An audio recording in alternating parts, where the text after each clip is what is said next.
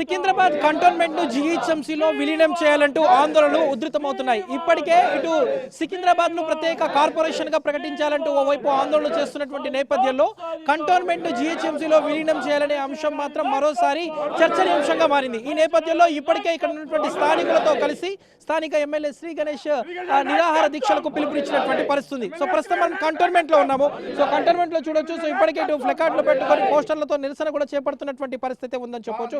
So cantonment ని జీహెచ్ఎంసీలో విలీనం చేయాలి, ఎన్నో ఏళ్లుగా ఉన్నటువంటి స్థానికుల సమస్యలు పరిష్కారం అవ్వాలంటే జీహెచ్ఎంసీలో విలీనం అవ్వాలంటూ కూడా ఇక్కడ ఉన్నటువంటి స్థానిక ఎమ్మెల్యే శ్రీ గణేష్ అయితే డిమాండ్ చేస్తున్నటువంటి పరిస్థితి. ప్రస్తుతం మనతో పాటు మాట్లాడడానికి శ్రీ గణేష్ నారాయణ గారు ఉన్నారు. వారితో మాట్లాడదాము. సో ప్రధానంగా ఏ డిమాండ్ తో వారు ముందుకు వెళ్తున్నారు, సో ఈ డిమాండ్ ఏం చెప్పదలుచుకున్నారు ప్రజలకు కూడా అడిగి తెలుసుకుందాం. చెప్పండి. సో ఎన్నో ఏళ్ళ ఇక్కడ ఉన్నటువంటి స్థానికుల కళ అనేది కంటోన్మెంట్ జీహెచ్ఎంసీలో విలీనం చేయాలనేది. సో ఏంటి దానికి సంబంధించి ఎలాంటి కార్యాచరణతో ముందుకు వెళ్తున్నారు? ముందుగా అయితే వాళ్ళకి ఎన్నోసార్లు డిఫెన్స్ మినిస్టర్ గారికి లెటర్లు ఇవ్వడం జరిగింది. వారు ఇక్కడ పర్సనల్గా పికెట్ పార్క్ వచ్చిన రోజు కూడా యాజ్ ఎమ్మెల్యేగా కూడా వారిని కలిసి రిప్రజెంటేషన్ ఇచ్చాము, విలీనం చేయాలి అని. వారు ప్రధానమంత్రి గారి దగ్గర ఉంది, ఖచ్చితంగా దీని గురించి ఆలోచిస్తున్నామని చెప్పడం జరిగింది. ఇప్పటికే 6 సంవత్సరాలు అవుతుంది వాళ్ళు విలీనం అని చెప్పుకుంటూ పోతున్నారు, కానీ విలీనం మీద ఎలాంటి స్టెప్ లేదు. మళ్ళీ నిన్ననే వాళ్ళు ఒక నోటిఫికేషన్ ఇచ్చారు, 1 ఇయర్ మళ్ళీ నామినేషన్ వ్యవస్థని కంటిన్యూ చేస్తున్నట్టు. దాని మీదనే ఈరోజు నిన్న ప్రెస్ మీట్ పెట్టడం, ఈరోజు పోస్టర్ ఆవిష్కరణ చేయడం, దాంతోపాటు రేపటి నుంచి ఈ కంటోన్మెంట్ మెర్జర్ మూమెంట్లో భాగంగా ఫస్ట్ స్టెప్ వచ్చి రేపటి నుంచి నిరాహార దీక్ష చేపడతాం. రిలే నిరాహార దీక్ష ఒకరోజు చేస్తే కరెక్ట్ కాదు, నిరంతరం ఇది కొనసాగించాలి. వాళ్ళ మీద వాళ్ళు దిగి రావాలనే ఆలోచనతోటి రిలే నిరాహార దీక్ష చేయడం. దాంతోపాటు ఇక్కడ ఎన్ని చేయాలనో చేసి వాళ్ళు వస్తారా లేదా చూసి దాని తర్వాత భవిష్యత్తులో కార్యాచరణలో భాగంగా అవసరమైతే ఢిల్లీ జంతర్ మంతర్ దగ్గర కూడా ధర్నా చేస్తాం, మేము దీక్ష చేస్తాం, వాళ్ళ మీద ఒత్తిడి తీసుకొస్తాం. ఇంత జరుగుతున్నా కంటోన్మెంట్ ప్రజలు మొన్న మల్కాజిగిరి పార్లమెంట్ ఎలక్షన్ అయినప్పుడు బీజేపీ క్యాండిడేట్ అయిన ఈటల రాజేందర్ గారిని కూడా మన ప్రాంత ప్రజలు ఎన్నో ఓట్లు ఇచ్చారు, వారు ఏదో న్యాయం చేస్తారని. వారు కూడా ఇన్ని రోజులు ఎలక్షన్ లేదు, మెర్జ్ లేదు, వారు ఒకసారి ఆలోచించి ఈ ప్రజలకు ఇంత ఇబ్బంది అవుతుంది పాలన పరంగా, వాళ్ళకి కావాల్సిన అభివృద్ధి జరుగుతలేదు, రావాల్సిన నిధులు వస్తలేదు, సర్వీస్ ఛార్జెస్ ఇవాళ ఇస్తలేరు, ఏమన్నా ప్రత్యేక స్టేక్ ఇస్తున్నారంటే అది ఇస్తలేరు, ఏమాత్రం పట్టించుకోకుండా వాళ్ళు కూడా సుమారు ఇప్పుడు 20 నెలల నుంచి వారు కూడా ఇదే వ్యవస్థను కంటిన్యూ చేస్తున్నారు. కాబట్టి నేను మా కంటోన్మెంట్ ప్రజల నుంచి ఈటల రాజేందర్ గారిని విజ్ఞప్తి చేస్తున్నా, మీకు మీ మీద నమ్మకంతో మీరు ఫైటర్ అని చెప్తే మీరు మంచిగా ఫైట్ చేస్తారని ఆ రోజు ఎలక్షన్లో మీకు ఓట్లు వేస్తే 20 నెలల నుంచి మీరు ఏనాడు కూడా ఈ వ్యవస్థని ఖతం చేసి ఐదర్ అప్పుడు ఆ రోజు ఎలక్షన్ అయినా పెట్టెడుతుండే, లేకుంటే విలీనంకి ఏమన్నా మీరు ముందుకు వెళ్లాల్సింది ఉండే, కానీ మీరు పట్టించుకోక అనేక ఇబ్బందులు పడుతూ మళ్ళీ నిన్న నోటిఫికేషన్ 1 ఇయర్కి ఇస్తున్నంటే ఇంతకన్నా దారుణం ఏముంటుంది. వారు కూడా బాధ్యత తీసుకొని కేంద్రంలో మాట్లాడి నన్ను రాష్ట్రానికి పంపించారు, వారిని కేంద్రానికి పంపించినప్పుడు నా రాష్ట్రం నుంచి నేను తీసుకురావాల్సిన నిధులు కావని హక్కులు కానీ కంటోన్మెంట్ ప్రజలకు మేలయ్యేది అవన్నీ నేను చేయాలి. వారి బాధ్యత కేంద్రం మీద ఒత్తిడి పెట్టి ఈ స్థానిక ప్రజలు ఇన్ని రోజుల నుంచి ఇబ్బంది పడుతున్నారు కాబట్టి ఇబ్బందులు తొలగిపోవాలి అని వీళ్ళకి ఎలక్షన్ వ్యవస్థని రద్దు చేసి ఏదో ఒక మెర్జర్ చేయాలి. ఆ ప్రాసెస్ కూడా ఏం చేస్తలేరు కాబట్టి 1 ఇయర్ అనేసి మళ్ళీ 40 ఇయర్స్ కూడా తీసుకుపోవచ్చు. వాళ్ళు దీన్ని ఎండ్ అనేది లేదు, వాళ్ళు 1 ఇయర్ అనేసి ప్రాసెస్ తీసుకొని పోతూ ఇది చేస్తారు. కాబట్టి ఇక ఇప్పటికైనా వీళ్ళు మారకుంటే మాత్రం ఏం చేయలేమనేసి ఇక మేము కూడా మూమెంట్ తీసుకొని కంటోన్మెంట్ మెర్జర్ మూమెంట్ తీసుకొని అంతా దీన్ని అందరూ భాగస్వాములై దీన్ని వాళ్ళ మీద ఒత్తిడి పెట్టి తీసుకొచ్చి మెర్జ్ అయ్యే వారికి పోరాటం కొనసాగుతుంది. సికింద్రాబాద్ని ప్రత్యేకంగా మున్సిపల్ కార్పొరేషన్గా ఏర్పాటు చేయాలంటే ఇటు బీఆర్ఎస్ పెద్ద ఎత్తున ఆందోళన చేస్తున్నటువంటి నేపథ్యంలో మీరేమో కంటోన్మెంట్ని జీహెచ్ఎంసీలో విలీనం చేయాలంటే ఒక ప్రతిపాదన తీసుకొచ్చి సో దీని మీద వెళ్తారు. ఇదంతా కేవలం ఈ సబ్జెక్ట్ని డైవర్ట్ చేయడానికే శ్రీ గణేష్ ప్రయత్నిస్తున్నారంటే ఒక విధంగా మీ మీద ఆరోపణలు చేస్తున్నటువంటి సిచ్యువేషన్. సో దీనికి ఏం చెప్తారు మీరు? అసలు ఏమన్నారు మీరు? సికింద్రాబాద్ ప్రత్యేక మున్సిపల్ కార్పొరేషన్ ఎవరు అడిగింది? అది ఎవరు అడిగారు? బీఆర్ఎస్లో ఎవరు అడిగారు? పేరు చెప్పండి, అడిగిన వాళ్ళ పేరు ఎవరు? ఆయన ఎక్కడ పోయింది ఇన్ని సంవత్సరాల నుంచి? ఆయన పుట్టింది ఇక్కడనే కదా. ఆయన 10 సంవత్సరాలు వాళ్ళ ప్రభుత్వం ఉండగా అప్పుడు చేసుకోలేందుకు? 10 సంవత్సరాలు ఆయన చేసుకోవాల్సిన, ఆయనకు నిజంగా సికింద్రాబాద్ కార్పొరేషన్ కావచ్చు, సికింద్రాబాద్ జిల్లా కావాలంటే అప్పుడు 10 సంవత్సరాలు పండుకుండా ఆయన ఇప్పుడు లేచి వచ్చి నాకు జిల్లా కావాలా, కార్పొరేషన్ కావాలా, కొంతమ్మ కోరికలు కోరుతుండు. 10 సంవత్సరాల మంత్రి, ఏకైక మంత్రి సిటీలో ఆయన ఏం కావాలంటే అప్పుడు చేసుకోవచ్చు. ప్రజలు అందరూ అంటారు ఆయన డ్రామాలు ఎవరు నమ్మరు. ఈరోజు అభివృద్ధి నడుస్తుంటే ప్రతిదానికి చిల్లర మల్లరు చాతకాలు చేస్తున్నారు అనేది కూడా అంటారు. ఆయన కూడా ఇన్ని సంవత్సరాలు ఆయన మీద చాలా గౌరవం ఉండే కానీ ఈ మధ్యలో ఆయన పవర్ పోయినాక పరిశానలు ఉన్నాడు. ఆయన కూడా కన్ఫ్యూజన్లు ఉన్నాడు. ఆయన ఏం చేస్తున్నాడు అర్థమవుతలేదు. మా జిల్లా పేరు మారొద్దు అంటాడు, జిల్లాలో ఏమో చేయాలంటే ఆయన ఎజెండా ఏందో అర్థమవుతలేదు. ఆయన పర్సనల్ ఎజెండా, పబ్లిక్ ఎజెండా కాదు, పర్సనల్ ఎజెండా ఒక్క పక్కకు.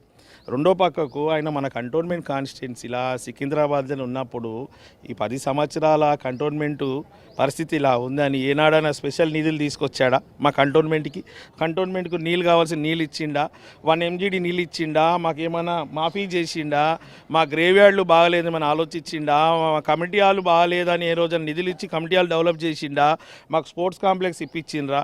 ఇప్పుడు జోగడు బాగడు అన్నట్టు ఇద్దరు ఉండే, పద్మారావు గారు, శ్రీనివాస్ యాదవ్ గారు, ఇద్దరు మంత్రులు ఉండే, స్పోర్ట్స్ మినిస్టర్ ఉండే, ఏమన్నా మాకు చేసిండా అండి? ఇప్పుడు ఈరోజు వచ్చి ఆయన అవసరానికి మా లీడర్లు బీఆర్ఎస్ వాళ్ళు పోయి ఆయనకి ఏదో మద్దతు చేస్తారు. ఇక్కడ ఇంత పెద్ద ఇష్యూ ఉంది, నిన్న నోటిఫికేషన్ వచ్చింది, మళ్ళీ 1 year మళ్ళీ కొనసాగిస్తే ఈ వ్యవస్థ, ఈ నామినేటెడ్ వ్యవస్థతోటి ఎవరికి లాభము? మళ్ళీ దొంగలకి తాళం చేలు ఇచ్చినట్టు ఇష్టానుసారంగా వ్యవహారం పోతుంది. ప్రజాస్వామ్యాన్ని కూని చేస్తారు, రాజ్యాంగాన్ని పట్టించుకోవట్లేని పరిస్థితి. ఈసారి ఈ అంశానికి ఆ అంశానికి జమీన్ ఆస్మాన్ వరకు ఉంది. 2018లో కూడా ఓటు హక్కు తొలగించినప్పుడు ఇదే తలసాని శ్రీనివాస్ యాదవ్ గారు మంత్రి, అదే పద్మారావు గారు మంత్రి, వీళ్ళు ఇక్కడ ఎమ్మెల్యే స్థానిక బీఆర్ఎస్ ఎమ్మెల్యే, బోర్డు మెంబర్లంతా బీఆర్ఎస్, వాళ్ళు ఎక్కడనో సుప్రీంకోర్టు ఏదో గవర్నమెంట్ ల్యాండ్లు ఉంటే వాళ్ళ ఓటు హక్కు తీయాలంటే వీళ్ళందరూ కూర్చొని బోర్డులో రిజల్యూషన్ పాస్ చేసినందుకే ఆ రోజు వాళ్ళ ఓటు హక్కు తొలగిపోయింది. ఏవియేషన్ ల్యాండ్లో ఉన్న వాళ్ళది, డిఫెన్స్ ల్యాండ్లో ఉన్నది.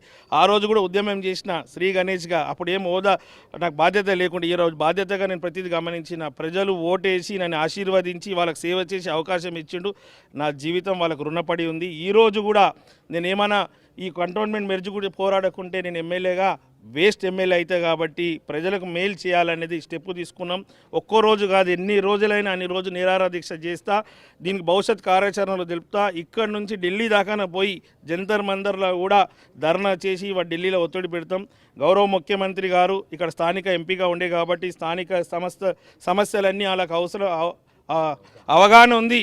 ఇక్కడ సమస్యలు ఏం కూడా వారికి తెలుసు కాబట్టి ప్రతిదీ క్లియర్ కావాలంటే ఈ మెర్జ్ అయితేనే చేస్తాను. మరీ ముఖ్యంగా వీళ్ళు మాట్లాడుతున్న ఒకటే ఆన్సర్, నేను కంటోన్మెంట్ బై ఎలక్షన్లో పోటీ చేస్తున్నప్పుడు మా ఎలక్షన్ మేనిఫెస్టోలో కంటోన్మెంట్ మెర్జ్ చేస్తామని చెప్పాం. మాకు ప్రజలు ఓటేశారు, మమ్మల్ని నమ్మి మాకు బాధ్యత ఉంది కాబట్టి ఈ మెర్జ్ అయ్యే వారికి మేము పోరాటం కొనసాగిస్తాం, మెర్జ్ చేసే తీరుతాం. గౌరవ ముఖ్యమంత్రి గారు ఖచ్చితంగా ప్రెజర్ పెట్టి తీసుకురొస్తారని కూడా మాకు పూర్తి విశ్వాసం ఉంది. మెర్జ్ తోటే లాభం అవుతుంది. మరీ ముఖ్యంగా మీ మీడియా ద్వారా ఇక్కడ ఉన్న వాళ్ళకి, కంటోన్మెంట్ ప్రజలకి అందరు తెలపాలనుకుంటుంది ఏంటంటే, మొన్న అసెంబ్లీలో నేను మాట్లాడినప్పుడు కూడా మీకు చెప్పాను, మా ప్రాంతంలో మా కంటోన్మెంట్ బోర్డు లిమిట్స్లో ఉన్న వాళ్ళకి 3.5% స్టాంప్స్ అండ్ డ్యూటీ, రిజిస్ట్రేషన్కి మనం పర్చేస్ సేల్ చేసుకుంటే 3.5% ఎక్కువ కట్టాలి. ఇదే రాష్ట్రంలో ఇదే సిటీలో ఉన్నప్పుడు తలసాని శ్రీనివాస్ యాదవ్ గారు పండుకోర్రు అప్పుడు, అరే మా ఈ కంటోన్మెంట్ వాళ్ళు 3.5% ఎక్కువ రిజిస్ట్రేషన్ కడుతున్నారని అప్పుడు ఏం ఆలోచించిందండి? అప్పుడు వాళ్ళు 3.5% తగ్గించాలని ఏమైనా ఆలోచించినా అలాంటి ఆలోచన లేదు. మాకు ఏ అవసరం ఉన్నా కూడా చేయలేని పరిస్థితి. మరీ ముఖ్యంగా వారికి కూడా ఒక అవగాహన ఉండాల్సింది. కాంగ్రెస్ నాయకులు రేపటి నుంచి ప్రతి ఇంటికి కూడా తెలుపుతారు ఏంటంటే, ఏ మున్సిపల్ బాడీకైనా ఆ మున్సిపల్ బాడీకి వచ్చే రెవెన్యూ కాకుండా అక్కడ ఉన్న దానిపైన ఉన్న గవర్నమెంట్, స్టేట్ అయితే స్టేటు, సెంట్రల్ అయితే సెంట్రల్ కొన్ని పైసలు నిధులు ఇస్తుంది డెవలప్మెంట్కి, వర్కులు చేయడానికి. అలాంటి డెవలప్మెంట్ నిధులు సెంట్రల్ నుంచి మాకు రూపాయి రాలే.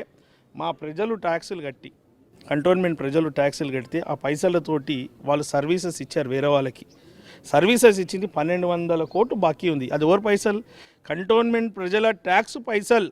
కేంద్రం 1200 కోట్లు బాకీ ఉంది. ఆ 1200 కోట్లు వీళ్ళు ట్యాక్సులు కడితేనే కదా ఈ పనులు చేసిరు. ఆ పైసలు వాళ్ళ దగ్గర ఉంది. దాని గురించి ఏనాడు మాట్లాడలేదు. మాకు రావాల్సిన బకాయిలు లేదు, మాకు స్పెషల్ ఏం గ్రాంట్ కూడా లేదు. కాబట్టి అన్ని విధంగా ఈ కంటోన్మెంట్ బోర్డు వ్యవస్థ ఈ సెంట్రల్ ఉన్నందుకు నష్టం. మరీ ముఖ్యంగా చెప్తున్న, జిహెచ్ఎంసీ లిమిట్స్లో ఇది మెర్జ్ అయితే జిహెచ్ఎంసీ ఫండ్స్ ఉంటుంది, ఎమ్మెల్యే ఫండ్స్ ఉంటుంది, ఎంపీ ఫండ్స్ ఉంటుంది, డెవలప్మెంట్ బ్రహ్మాండంగా అవుతుంది. ఉదాహరణకు మోండా డివిజన్ తీసుకుంటే జిహెచ్ఎంసీ నుంచి వచ్చే పైసలతోటి 5 కోట్ల రూపాయలతో పనిచేసాం ఒక 1.5 ఇయర్లో. ఇక్కడ కూడా దున్య పైసలు వస్తుంటే వాళ్ళతో అవుతుండే. ఇప్పుడు జిహెచ్ఎంసీ ఫండ్స్ ఇక్కడ లేక ఇప్పటికీ గ్రేవ్యార్డ్స్ బాగాలేదని బాధపడుతున్నారు, కమ్యూనిటీ హాల్స్ బాగాలేదని బాధపడుతున్నారు, స్పోర్ట్స్ కాంప్లెక్స్ లేదు, స్పోర్ట్స్ గ్రౌండ్స్ లేదు, పార్కు లేదు, మంచి రోడ్లు లేదు, మంచి డ్రైనేజ్ వ్యవస్థ లేదు, మంచి నీళ్ళు పైపులు కూడా బాగాలేదు, పాత పైపులు ఉందని. ఇవన్నీ పరిష్కారం కావాలంటే ఇప్పుడు ఎన్ని సంవత్సరాలు 30-35 సంవత్సరాల నుంచి ఇది నిర్లక్ష్యానికి గురైంది. ఇది మళ్ళీ మంచి డెవలప్మెంట్ దారిలో పడాలంటే విలీనం ఒకటే మార్గం. కాబట్టి నాకు ప్రజలు ఓటేసి నాకు బాధ్యత ఇచ్చినందుకు ప్రజల గురించి నా ప్రాణం అంకితం.